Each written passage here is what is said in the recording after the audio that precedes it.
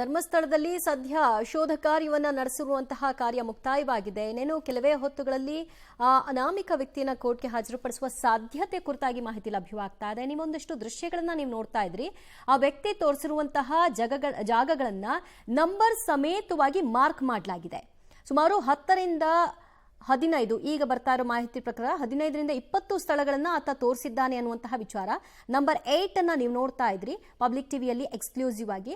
ಆ ವ್ಯಕ್ತಿ ಇಂತಿಂತಹ ಜಾಗಗಳಲ್ಲೇ ನಾನು ಶವವನ್ನ ಹೂತಿಟ್ಟಿದ್ದೆ ಅಂತ ಹೇಳಿದ್ದಾನೆ. ಸೊ ಆ ಜಾಗ ಏನ್ ತೋರಿಸಿದ್ದಾರೆ ಅಲ್ಲಿ SIT ಅಧಿಕಾರಿಗಳು ನಂಬರ್ಗಳನ್ನ ಮಾರ್ಕ್ ಮಾಡಿದ್ದಾರೆ. ಆ ಜಾಗದಲ್ಲಿ ಶವ ಹೂತಿಟ್ಟಿದ್ದಾಗಿ ಆ ವ್ಯಕ್ತಿ ತೋರಿಸಿರೋ ಕಾರಣದಿಂದಾಗಿ ಅದನ್ನ ಈಗ ನಂಬರ್ಗಳನ್ನ ಹಾಕಿ ಮಾರ್ಕ್ ಮಾಡಲಾಗಿದೆ. ಆ ಪ್ರಕಾರವಾಗಿ ಸೀರೀಸ್ನ ನೋಡಿದ್ರೆ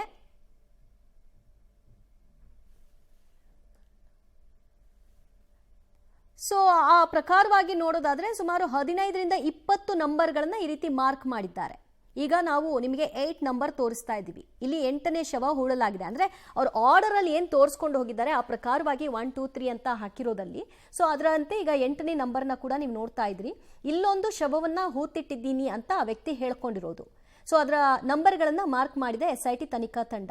ಈಗ 15 ರಿಂದ 20 ಸ್ಥಳಗಳನ್ನ ನೆಕ್ಸ್ಟ್ ಅದನ್ನ ನೇತ್ರಾವತಿ ಸ್ನಾನಘಟ್ಟದ ಬಳಿ ಕರ್ಕೊಂಡು ಬಂದಿದ್ದಾರೆ. ಆ ಸಂದರ್ಭದಲ್ಲಿ ಆತ ಆ ನೇತ್ರಾವತಿ ಸ್ನಾನಘಟ್ಟದ ಬಳಿ ಒಂದು ಜಾಗವನ್ನು ಗುರುತಿಸಿದ್ದಾನೆ. ಆ ಬಳಿಕ ನೇರವಾಗಿ ದಟ್ಟವಾದಂಥ ಅರಣ್ಯ ಪ್ರದೇಶಕ್ಕೆ ಆತನನ್ನ ಕರ್ಕೊಂಡು ಹೋಗಲಾಗಿತ್ತು. ಅಲ್ಲಿ ಆತ ಸುಮಾರು ಜಾಗಗಳನ್ನ ಗುರುತಿಸಿದ್ದೇನೆ ಅನ್ನುವಂಥದ್ದು ಗೊತ್ತಾಗಿದೆ. ಆ ಬಳಿಕ ಆತನನ್ನ ಸುಮಾರು 1 ಕಿಲೋಮೀಟರ್ಗಳ ಕಾಲ 1 ಕಿಲೋಮೀಟರ್ನ ವ್ಯಾಪ್ತಿಯಲ್ಲಿ ಆತ ಸುತ್ತಾಟ ಮಾಡಿದ್ದಾನೆ. ಅಲ್ಲಿ ಸುಮಾರು 10 ರಿಂದ 15 ಸ್ಥಳಗಳನ್ನ ಗುರುತಿಸಿದ್ದಾನೆ. ಆ ಬಳಿಕ ನೇತ್ರಾವತಿಯ ನದಿಯ ಸೇತುವೆ ಏನಿದೆ ಆ ಭಾಗಕ್ಕೆ ಆತನನ್ನ ಕರ್ಕೊಂಡು ಬರಲಾಗಿತ್ತು. ನಾವು ಗಮನಿಸಬಹುದು ಈ ಒಂದು ಸ್ಥಳ ಏನಿದೆ ಈ ಸ್ಥಳದವರೆಗೂ ಆತನನ್ನ ಕರ್ಕೊಂಡು ಬರಲಾಗಿತ್ತು. ಇಲ್ಲಿ ಇರುವಂತದ್ದು ನೇತ್ರಾವತಿ ನದಿ.